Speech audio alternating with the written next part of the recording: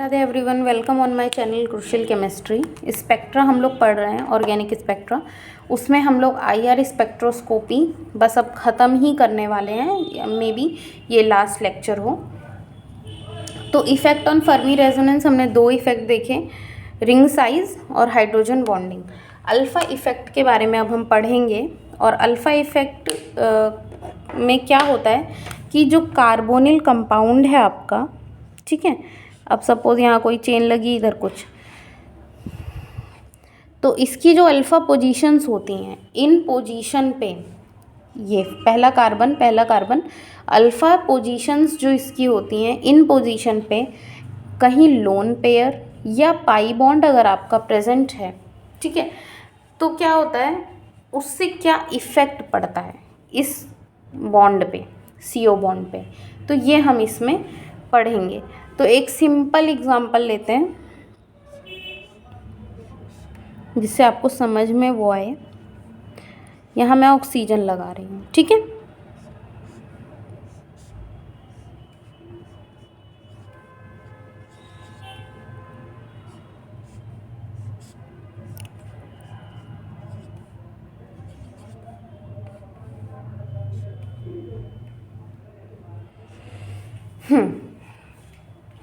देखिए, हमें इस बॉन्ड पे इफ़ेक्ट देखना है। ये बॉन्ड इजीली ब्रेक होगा नहीं होगा, क्या होगा, वो हमें देखना है, ठीक है। ऑक्सीजन पे लोन पेयर है, इस पे भी लोन पेयर। ये अगर बॉन्ड ब्रेक होता है तो ये अपना लोन पेयर दे देगा 100%। ये भी आप 100 ये देगा 100, और ये डबल सिंगल डबल कॉन्जुगेशन ये भी दे देगा, ये भी दे देगा। मतलब यहाँ पे 200% की पॉसिबिलिटी है। यहाँ क्या हो रहा है, ये लोन पेयर इधर भी कॉन्जुगेशन में, इधर भी कॉन्जुगेशन में, तो ये 50% ही दे पाएगा। अब कार्बोनिल की फ्रीक्वेंसी मैंने आपको पहले ही बताया था, इसको 200 रुपये की ज़रूरत है, तो आराम से ABC लिख लो। तो इसमें तो कोई दिक्कत नहीं है, सबसे ज़्यादा दिक्कत A को है, तो उसकी फ्रीक्वेंसी बढ़ जाएगी, तो AC भी आपका ऑर्डर हो जाएगा। अल्फ़ा इफ़ेक्ट जो मैं कह रही थी, देखो इस पे आपका अल्फ़ा है, अल्फ़ा पोजीशन है, ऑक्सीजन लगा है, लोन पेयर है। वही मैंने बताया कि लोन पेयर और पाई बॉन्ड अगर आपका अल्फ़ा पोजीशन पे प्रेजेंट है तो उसका इफ़ेक्ट क्या होगा। तो इफ़ेक्ट क्या है, यही आपका इफ़ेक्ट है कि ऑर्डर आपका ये हो जाएगा।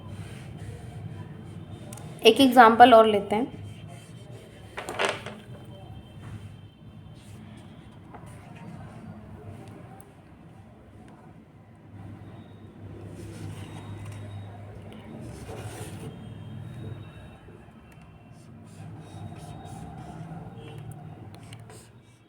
मेरी ड्राइंग पे आप लोग मत जाइएगा, क्योंकि हमें आर्टिस्ट तो बनना नहीं है, हमें केमिस्ट्री ही पढ़ना है। ये मैंने एक सिस्टम ले लिया,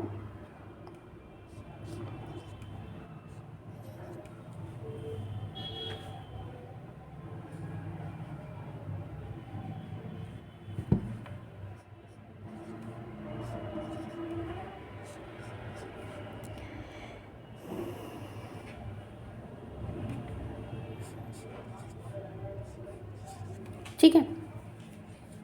यहाँ पे देखिए, यहाँ क्या हो रहा है, ऑक्सीजन के पास लोन पेयर है, तो क्लोरीन के पास भी लोन पेयर है, और यहाँ पे लोन पेयर रिपल्शन होता है, लोन पेयर रिपल्शन होता है। यहाँ पे भी लोन पेयर है, बट क्लोरीन और ऑक्सीजन का डिस्टेंस ज़्यादा है, तो यहाँ पे कोई रिपल्शन नहीं होता, यहाँ पे रिपल्शन होता है। इस वजह से क्या होता है कि इलेक्ट्रॉन डेंसिटी, भाई ये रिपेल करेंगे, रिपेल होंगे, क्लोरीन को नीचे भेजेगा, ये खुद ऊपर जाना चाहेगा, रिपल्शन होगा, तो इलेक्ट्रॉन डेंसिटी ओवरऑल इस पे बढ़ गई, इस पे बढ़ी, तो ये अपनी इलेक्ट्रॉन डेंसिटी को पाई बॉन्ड की तरफ हल्का हल्का शिफ्ट करेगा। भाई कार्बन को देने की कोशिश करेगा, भैया मेरे पास बहुत ज़्यादा इलेक्ट्रॉन है, तुम थोड़ा सा तुम भी शेयर कर लो। तो जब ये इलेक्ट्रॉन डेंसिटी बढ़ गई, तो बॉन्ड क्या हो गया आपका, स्ट्रॉन्ग हो गया। जब बॉन्ड स्ट्रॉन्ग हो गया तो जाहिर सी बात है फ्रीक्वेंसी भी ज़्यादा हो गई, ठीक है। तो इसकी ज़्यादा है। तो इस टाइप से आपका होता है अल्फ़ा इफ़ेक्ट। इस तरह से क्वेश्चंस एग्ज़ाम में पूछे जाते हैं। तो अब हम लोग देखते हैं कि C डबल बॉन्ड C मतलब एल्कीन है।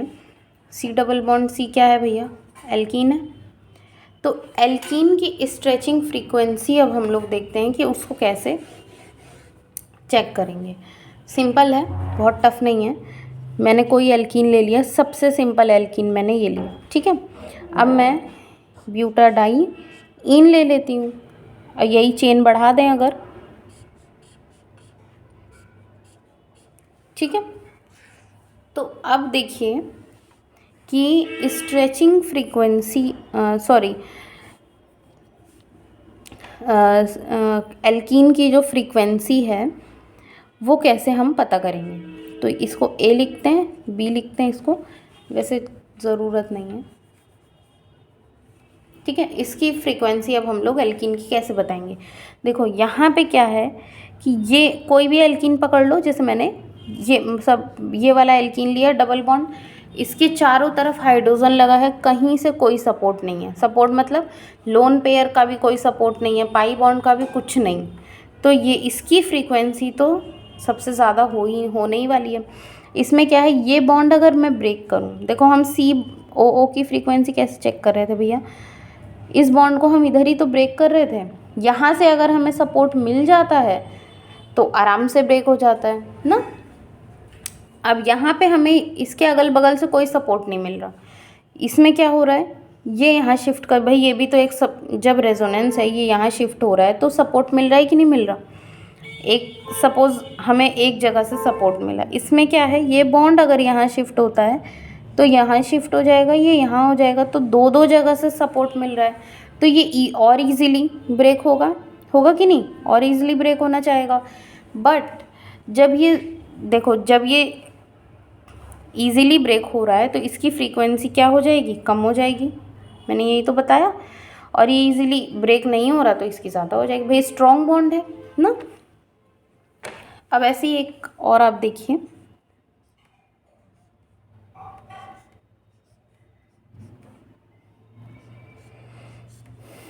जो मैंने आपको समझाया था ये सेम वही बात कह रहा है, बस वहाँ पे CO बॉन्ड था, यहाँ पे C डबल बॉन्ड C है। सेम वही स्टोरी है, एंगल बाहर वाला जो एंगल है वो कम होता जा रहा है। जब बॉन्ड एंगल बाहर का डिक्रीज़ करेगा, देखो ऐसे यहाँ से यहाँ चलो, सबसे कम, उससे ज़्यादा, उससे ज़्यादा, सबसे ज़्यादा, सबसे ज़्यादा, तो सबसे ज़्यादा S कैरेक्टर, सबसे ज़्यादा बॉन्ड भी स्ट्रॉन्ग, और बॉन्ड स्ट्रॉन्ग है तो फ्रीक्वेंसी भी सबसे ज़्यादा, ठीक है। तो C डबल बॉन्ड C की ऐसे चेक करते हैं। अब ये एंगल अगर मैं अंदर कर दूँ, अभी बाहर था, अब मैं अंदर बनाती हूँ, देखिए फिर क्या चेंज आएगा, इसको देखना ज़रूरी है।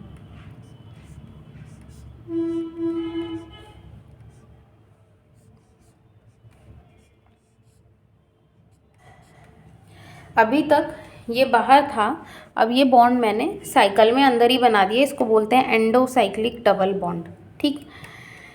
अब क्या होता है कि जब मैंने ये बॉन्ड अंदर बना दिया तो बाहर तो कुछ है नहीं भैया, एक दो तीन हाइड्रोजन ही लगा हुआ है, और तो कुछ है नहीं। तो यहाँ पे क्या होता है कि ये और यहाँ सब जगह हाइड्रोजन ही है,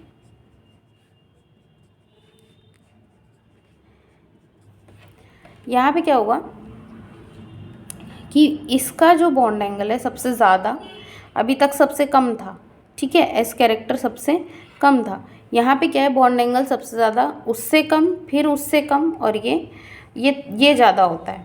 अभी देखेंगे इसको अभी देखते हैं, इसको छोड़ दो। यहाँ पे क्या है, S कैरेक्टर आपका सबसे ज़्यादा, ठीक है। यहाँ पे S कैरेक्टर थोड़ा कम, तो S कैरेक्टर ज़्यादा, बॉन्ड स्ट्रॉन्ग हो गया, जाहिर सी बात है, बॉन्ड भी स्ट्रॉन्ग हो गया, तो फ्रीक्वेंसी आपकी बढ़ गई। तो ये ऐसे ऑर्डर चलता है, बट यहाँ तक साइक्लोब्यूटीन तक ही ये ऑर्डर चलता है। जब हम यहाँ पे आते हैं, ठीक है, यहाँ पे आते हैं तो ये ऑर्डर प्रोपीन के केस में ये ऑर्डर थोड़ा सा चेंज होता है, और ये जो प्रोपीन है इसको यहाँ ना रख करके हमें रखना पड़ता है फर्स्ट नंबर पे। ऐसा क्यों होता है? ड्यू टू स्ट्रेन, बहुत छोटा है, स्ट्रेन इतनी ज़्यादा हो गई, देखो यहाँ पे समझो, ठीक है। क्या है ये? sp3 कार्बन, बॉन्ड एंगल कितना होना चाहिए? 109.8 इतना। ये कैसा कार्बन है? 1 2 3, 3 पे क्या है? sp2, और कितना होना चाहिए बॉन्ड एंगल? इतना होना चाहिए, बट इतना होता नहीं है, 120 होना चाहिए ना। तो देखो क्या होता है कि स्ट्रेन इसमें इतनी ज़्यादा, एक तो छोटा स्ट्रक्चर है, ऊपर से डबल बॉन्ड भी प्रेजेंट है, तो स्ट्रेन इसमें ये अपने आप को ओपन करना चाहता है। स्ट्रेन ज़्यादा होने की वजह से क्या होता है कि आपका एस कैरेक्टर और ज़्यादा बढ़ जाता है, बॉन्ड भी है और ज़्यादा, डबल बॉन्ड आ गया और स्ट्रॉन्ग।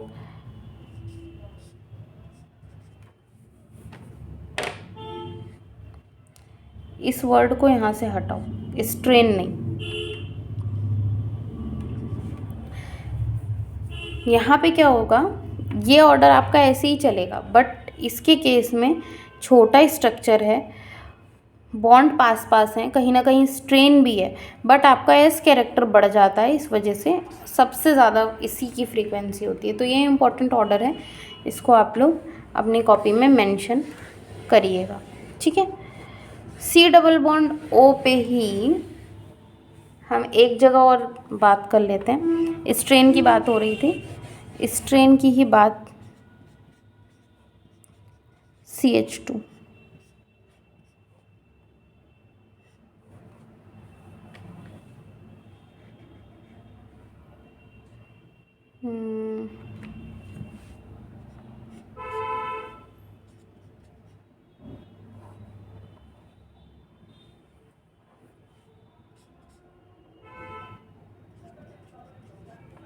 इस पे और बड़ा कर दिया है ग्रुप, ठीक है। अब होता क्या है, यहाँ पे क्या होता है, इसको थोड़ा सा चेंज करें,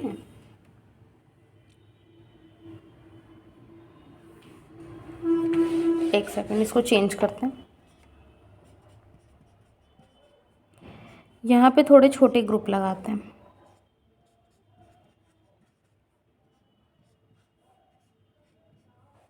ठीक है।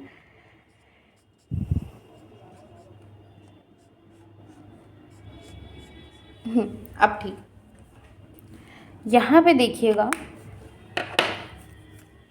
ये हमारा A है, B है और ये C है, ठीक है। अब हमें बताना है frequency C double bond C की, एल्कीन की। देखो यहाँ पे ये एंगल आपका हो गया, एक ये एंगल हो गया और एक ये एंगल हो गया। तो यहाँ पे हो, इसको हम लोग सपोज इसको एंगल 1 मानते हैं, अल्फ़ा 1, इसको एंगल 2 मान लो, इसको एंगल 3 मान लो, ठीक है। होता क्या है कि अल्फ़ा 1 जो है वो सबसे ज़्यादा है, अल्फ़ा 2 से कम और अल्फ़ा 3 सबसे कम। समझ में आया? मैंने बताया था बॉन्ड एंगल एस कैरेक्टर के डायरेक्टली प्रोपोर्शनल होता है।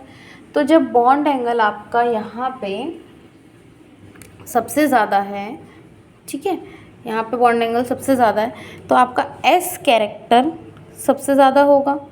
एस कैरेक्टर ज़्यादा है तो बॉन्ड स्ट्रॉन्ग है तो फ्रीक्वेंसी अपने आप बढ़ गई। तो सबसे ज़्यादा फ्रीक्वेंसी ए की, देन बी, देन सी, ठीक। तो ये आपका ऑर्डर हो गया। तो इस तरीके से हम लोग फ्रीक्वेंसी को निकालते हैं। फर्मी रेजोनेंस भी समझ में आ गया, उसके इफ़ेक्ट्स भी समझ में आ गए। तो यहाँ पे हमारा IR स्पेक्ट्रा होता है कंप्लीट। अब हम नेक्स्ट बात करेंगे UV और विजिबल स्पेक्ट्रोस्कोपी की, वो भी बहुत अच्छा है पढ़ने में। ठीक है, थैंक यू।